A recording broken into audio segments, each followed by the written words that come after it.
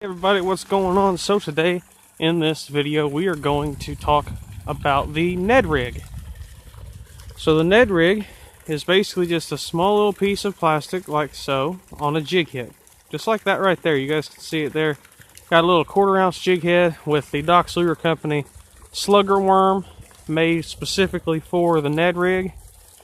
And we're going to toss it around out here by the pond.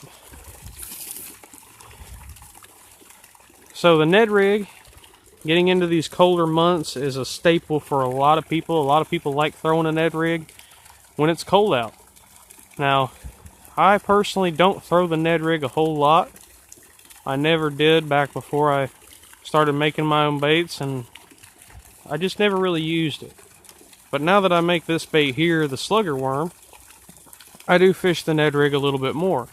The other day, I went outside to film a challenge video with the Nedrig in this same color. This color here, if you guys don't know this color, this is the crystal shad with green flake color. Let me get it kind of zoomed in on there.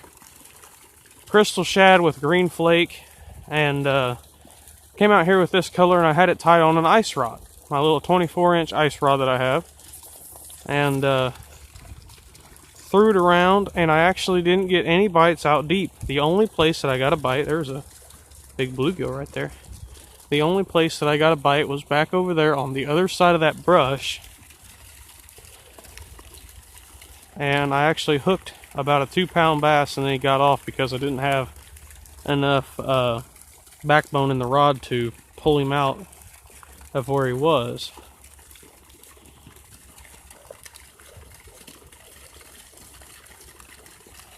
Got this rigged up on my Shakespeare Securus, whatever that word right there is. You guys can read it there. I'm a redneck. I don't know how to pronounce those fancy words like that one there. But anyway, Shakespeare Securus rod with a unbranded reel. I don't know what brand this is. It doesn't even say on the reel itself what brand it is, which I thought was really weird. Look at all them bluegill just went swimming off. That was weird. It is rather cold today. It is a low of, I think it was 35 or 45, I don't remember which. Last night was the low, and the high for today is about 60. Actually, I think it's like 55, 56, something like that. So yeah, it's not cool. But the fish are still shallow, which I thought was really weird. Good thing about throwing this rod here is about probably 6 foot, I'd say. No, about 5.5 foot.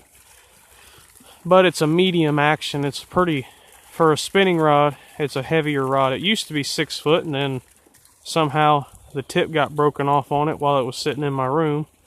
No one ever figured out how that happened, but the tip broke off, so we just cut it down to the next guide, and it's a little bit of a stiffer rod than normal, than it would be originally, but it's a really good rod. I like this rod for throwing just about everything from small crankbaits. I've thrown all kinds of stuff on this. I've thrown big swim baits. I throw the when I first got it, I didn't know how to use bait casters, but when I first got my 168 S-Waver, I threw it on this rod with this line, this 10-pound test Berkeley Trilene. Wasn't the smartest idea. Thankfully, I didn't lose it. But I've thrown just about everything on this rod, and it has yet to fail me, so I'm pretty happy with it. I've used it for just about 2 years. I got it in 2015 for Christmas, and I've been using it ever since.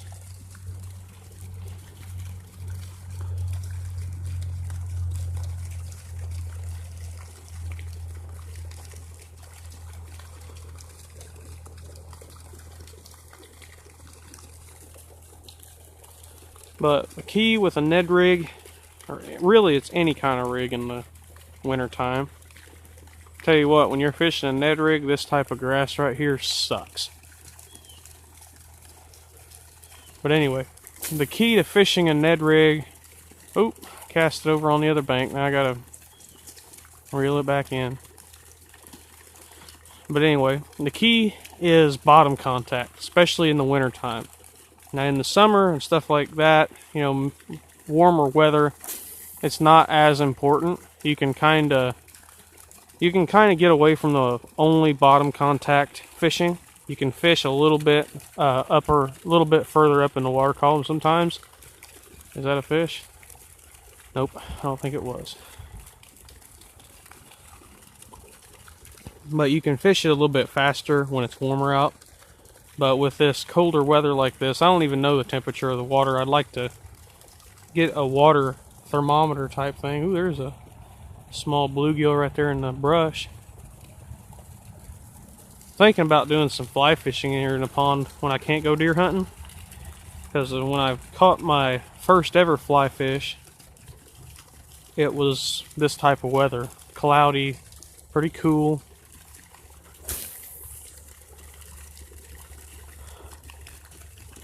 But anyway, just sitting there throwing this Ned rig around on the bottom, and the key, like I was talking about a second ago, is bottom contact. Anytime you're throwing a bait like this, there's fish. Nope, that is a piece of brush, I do believe. Yep, it came out too.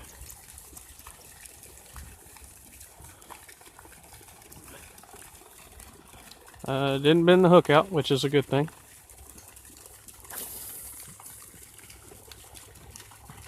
But bottom contact is a very big key, especially during the winter time, because when it's winter time, then fish have a very slow metabolism. They're very slow. They don't move very fast. And when they're slow and moving, or when they're slow and not really moving very much, a very slow, small presentation like this can be very good.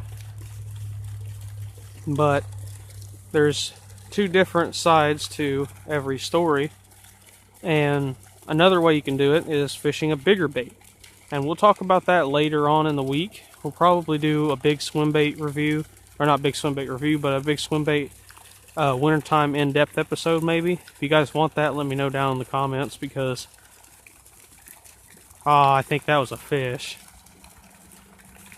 It was either a fish or a small stick. There's a stick right here, and as I was filming the in-depth, or the Ned rig ice rod challenge the other day, I hooked that stick, and I was like, oh my god, I'm actually going to get a fish on an ice rod on camera, because I've done it before not on camera, but I've never done it on camera.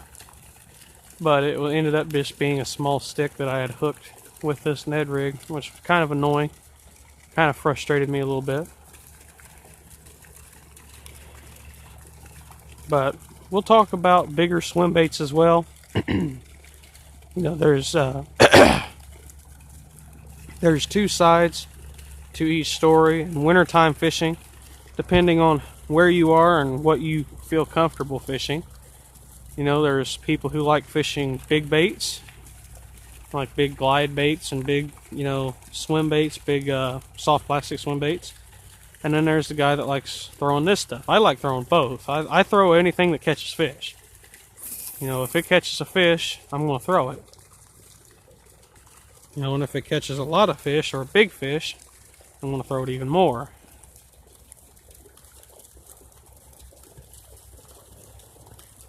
You know, we'll talk about some wintertime fishing baits this week. This month we'll talk about them a lot, because getting closer to the winter time, we'll definitely be throwing a lot of these type of baits like this Ned rig. I've got some other soft plastic baits that are prototypes currently, but they are going to be really awesome once I do get them done, and they're going to be key baits for this time of year. You know, the mud bug, the Doc's Lure Company mud bug, is awesome on a Ned rig. It's also really good on a small finesse jig. Anybody who bass fishes a lot knows that a finesse jig in the cold water is an awesome bait. But just like I said, there's two sides to each story. Some people like fishing bigger jigs, bigger football jigs with some smaller trailers, just give a little bit of a bigger crawfish profile. And some people like fishing the smaller stuff. When it comes to fishing a jig in the wintertime, I personally like fishing a finesse jig just because I've caught more fish on a finesse jig in the wintertime than I have like with a, quarter, or not a quarter, but a 3/4, half ounce. I've done better with like a quarter or a 3/8 ounce jig than I have with a bigger half ounce, 5/8, stuff like that. We'll also talk a little bit more about swim baits, like I said. We'll talk about middle of the water column, how to fish swim baits, where to fish swim baits, what colors to throw, stuff like that. We'll go pretty in depth on that. With a Ned rig like this here, it kind of depends on the crawfish or bait fish that are in your lake. If you have a lot of small shad, like I'm talking like 2.5, 3-inch long shad, a color like this here, little green crystal shad, or purple, or silver, white, blue, depending on the shad that you have in your lake, you can throw colors accordingly to that. Or if you have more crawfish in your lake, you can throw a black or a green pumpkin. Maybe a few, or like we have here, as I was coming outside to make this video, there's a little crawfish hole out in my yard, and there was a blackish red colored crawfish in that hole. I seen him down there. It was black with some little red accents. So a black, maybe a mud bug, or a maybe a little Ned rig bait like this here, black with red specks, red flake, imitating those little crawfish, can catch you a lot of fish. And another thing is if you want to catch big fish or a lot of fish, I've made this argument before. I've talked about this a lot.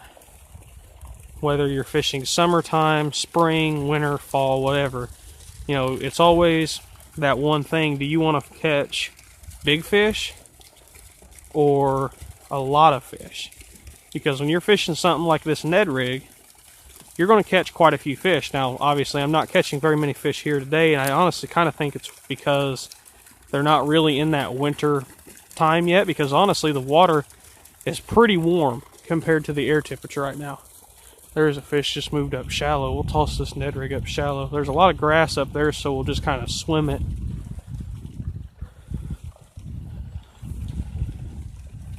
That's how I hooked the fish on that ice rod the other day. But like I said, the fish aren't really in the wintertime pattern yet, at least in this pond. I noticed that. In some places, it might be different. Like a couple miles down the road, there's a state park called Red Hill State Park. That place there might have a lot colder water than I do right here. I don't know. I would think with that that fountain right down there, it would be warmer water going back in. I would think anyway, with like the friction off the air and stuff, but maybe I'm wrong. I'm just really surprised that I have yet to catch one or get a good bite, good definitive bite, because when you're fishing a Ned rig, there's two bites that you look for. There's either the just kind of a wet sock-like bite, you just kind of feel weight all of a sudden as you're twitching it along, or you feel the thump. And there's normally no other bites you get. You normally don't feel them kind of pecking at it and then all of a sudden they thump the hook, because it's such a small bait. They're either going to grab it and take off with it, or they're just going to kind of thump it and run off and just leave it. They're either going to hit it and just not mess with it, or they're going to completely engulf it. Usually those wet sock-like bites, and what I mean by that is it's basically just pressure all of a sudden. You just feel pressure on your rod tip. Usually those bites are the type of bites that you get where the fish just engulf it, because they just take it and they just suck it right into their mouth and then just start swimming away.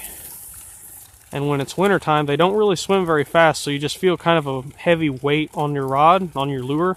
So you set the hook, and there's your fish. You know, I've seen some people catch some pretty big fish, you know, 5.5 pound bass doing that. Just all of a sudden feel like there's just a little bit of weight on your bait, and you set the hook and there's a fish.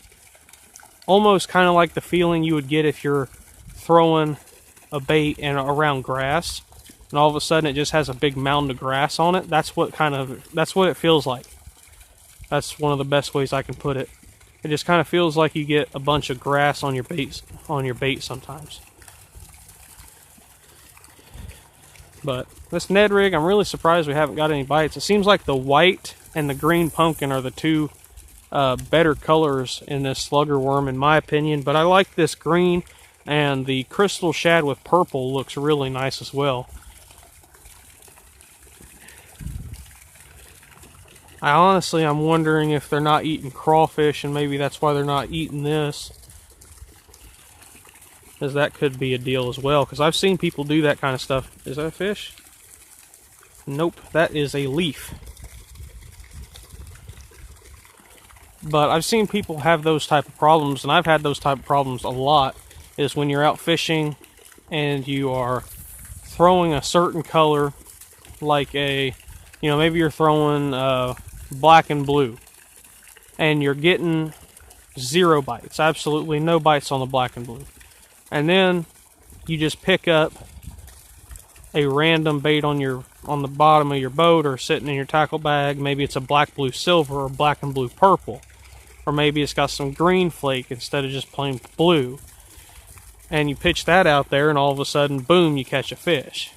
I've seen that happen too many times, and I've had it happen to me a lot. Back in the summer, when I first came out with the slammer worm, I came out because I've always heard that black and blue is a big fish color. You catch a lot of bigger fish on black and blue baits. So I made some that were black and blue, some that were black, blue, and red, and then I made a few that were black, blue, and silver. And I made those different colors, and I was thinking, okay, maybe I'll get me a good fish. So I start just throwing that bait around on a Texas rig, and I throw it around for probably a good 20 minutes, and no bites. I switched up between the colors a couple times in those 20 minutes, and just nothing. So I'm like, okay, I'll look through my tackle box and see if I have a different color. So I looked through my tackle box, and I found a root beer colored one. And on my first cast, you guys can go back and look at the video on YouTube here, and you can take that video into consideration, because that's what I did. Is I was throwing black and blue for like 20-30 minutes beforehand, and then I switched over to a root beer, casted it out there on my first cast. I hooked a 4-pounder and caught the 4-pounder. It was 4 pounds, somewhere around 4 pounds. That's just the difference. And it was in the same areas that I was just throwing the black blue and the black blue red, black blue silver, all those colors. It was in the same exact area because it was in the same pond. I didn't have really anywhere to go in that pond. You can only fish where you can cast, pretty much.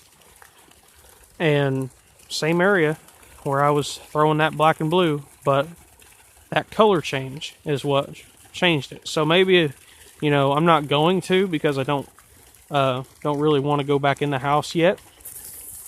But if I wanted to, I could probably go in there, pick up a green pumpkin or a black and blue slugger worm just like this, come out here, put it on that jig head, cast out there, and who knows, I might catch a 3.5 pounder, I might catch a 2.5 pounder, I might not catch anything. They may just not be biting at all today. But that color change is a very, very key thing. I've seen people time after time throwing a stick bait. The first time I ever caught a fish on the boomstick, I was throwing one in root beer color, and I just was not catching anything on it. So I went back in, I grabbed a green pumpkin magic one, and like 5 casts later, throwing it on a 7/0 swim bait hook with a belly weight, about 1/2 ounce weight. Cast it right over here. I was actually standing over there where that white bucket is. Casted it right over there by that brush pile. Brought it off that ledge. That was a fish, I think. Sure did feel like one. Maybe it wasn't, because I got a stick on my hook. That might have just been a tree. Might have been that same tree I hooked a little bit ago. But just like I said, that color change. I went from root beer to green pumpkin. And I caught a 4-pound, 6-ounce bass. That was the first bass that was ever caught on the Dock's Lure Company boomstick. Was a 4-pound, 6-ounce fish. And you guys can see this pond. I could pretty much cover this pond with a few casts. It's not the giantest, biggest pond ever. You know, it's a decently sized, but it's pretty small compared to other places. But I covered this whole pond with that root beer and just wasn't getting bit, so I changed up to the green pumpkin, and boom, instantly caught a 4-pounder. But almost 4.5 pounds, you know. Ooh, bluegill busted right there on my line. I think it was a bluegill.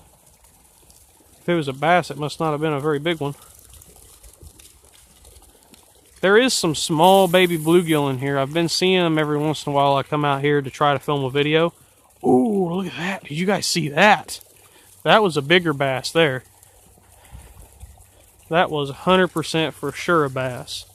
I'm going to throw it on the back side of those lily pads and see what happens.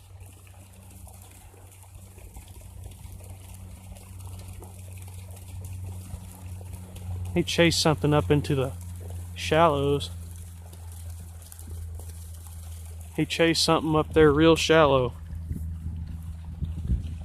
Interesting. Very interesting. I would not think that, as cold as it is here in Illinois right now, I would not think that these bass would be behaving like this, but they are. They might be in that fall feed up kind of phase right now, because like I said, the water is not very warm, but it's not as cool as one would think it would be. I don't know, I don't see him anywhere. I figured I'd get him to follow this bait in. I might pitch it over there by them lily pads and try to get him to bite on the bottom. But I'm kind of wondering if they're not in like a fall type feeding pattern right now. Because with this water the way it is, the temperature that it is, it's not wintertime temperature, but it's getting into that fall temperature. So there's a possibility that it could be a feeding time for them, and maybe they're just not on the bottom. That is always a possibility. That's something else that you got to put into consideration, is maybe they're not on the bottom. You know, I've seen people catch fish with snow on the ground on topwater. Now, I've never done it here. You know, something that I did do one year was I was throwing a topwater sexy dog walking bait made by Strike King. Probably one of my favorite topwater walking baits that I've ever used. And I was throwing it. It was November, I think it was November 7th. And then I caught 2 3.5 pounders. And my mom caught about 1.5 pound fish on a green pumpkin stickworm. That was back when I used to make the little square stickworm. That's what she caught it on. And then I went, caught those 2 3 pounders, and then on the 13th of November, that same month, just a few days later, on the 13th, I killed one of the biggest bucks of my life in 32-degree weather. There's a fish, I think. Maybe. It is not. It is a stick. Really, bro? Really, man? How many times these sticks going to make me think that it's a fish? How many times is it going to happen? They're getting annoying. But I guess I've pretty much covered everything. If you guys have made it to this far in the video, thank you very much. You guys are the people that help me and support me into the making videos, even though it's really cold out and I'm wearing jackets. But if you did make it to this point in the video, thank you very much for watching. Make sure you like, comment, and subscribe. If you do have any suggestions for videos, let me know. If you guys do want me to do a video on big swim baits, throwing big soft plastic swim baits here in my pond for wintertime fish, talking about it in an in-depth episode, let me know, because I will surely do that. Thank you guys for watching once again. Bye.